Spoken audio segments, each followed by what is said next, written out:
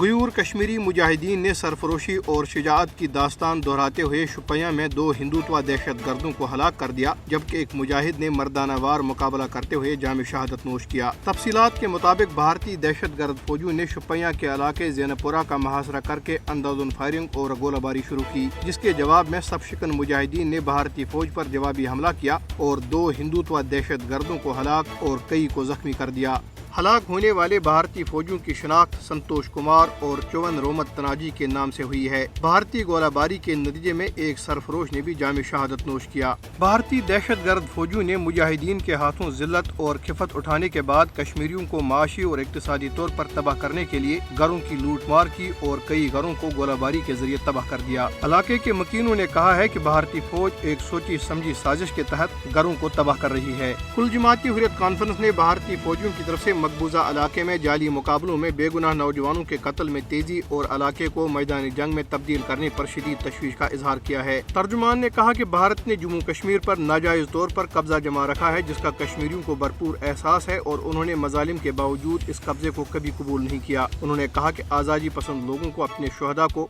دینی رسومات کے مطابق دفنانے کی بھی اجازت نہیں دی جا رہی، جو انسانیت کی کھلم کھلا خلاف ورزی ہے۔ انہوں نے کہا کہ قابض فوج شہداء کی میتوں کو ان کے لواحقین کے حوالے کرنے کے بجائے دور دراز علاقوں میں نامعلوم قبرستانوں میں دفن کر رہی ہیں۔ ترجمان نے جاری مزاحمتی تحریک کو بھارتی فوجیوں کے جابرانہ اقدامات کے باوجود منطقی انجام تک پہنچانے کے کشمیریوں کے پختہ عہد کا اعادہ کرتے ہوئے کہا کہ کشمیریوں کی تحریک آزادی ایک فیصلہ کن مرحلے میں داخل ہو چکی ہے، جہاں اسے شکست دینا بھارتی فوجی تکبر سے بالاتر ہے۔ انہوں نے بھارتی فوجیوں کے ہاتھوں شوپیاں میں شہید ہونے والے کشمیری نوجوان کو شاندار خراج عقیدت پیش کیا۔ بھارت کے غیر قانونی زیر قبضہ جموں کشمیر میں سماجی اور سیاسی تنظیموں کے اتحاد یونائٹڈ پیس موومنٹ نے بھارتی حد بندی کمیشن کی تجاویز کے خلاف جموں میں احتجاجی دھرنا دیا۔ ہمت سنگھ کی قیادت میں دھرنے کے شرکاء نے کہا کہ شہری محسوس کر رہے ہیں کہ حد بندی کمیشن نے بی جے پی کی مقبوضہ جموں کشمیر کی یونٹ اور بھارتی حکومت کے کہنے پر کام کیا ہے۔ انہوں نے کہا کہ بھارتی حکومت لوگوں کو فرقہ وارانہ بنیادوں پر تقسیم کرنے کی کوشش کر رہی ہے،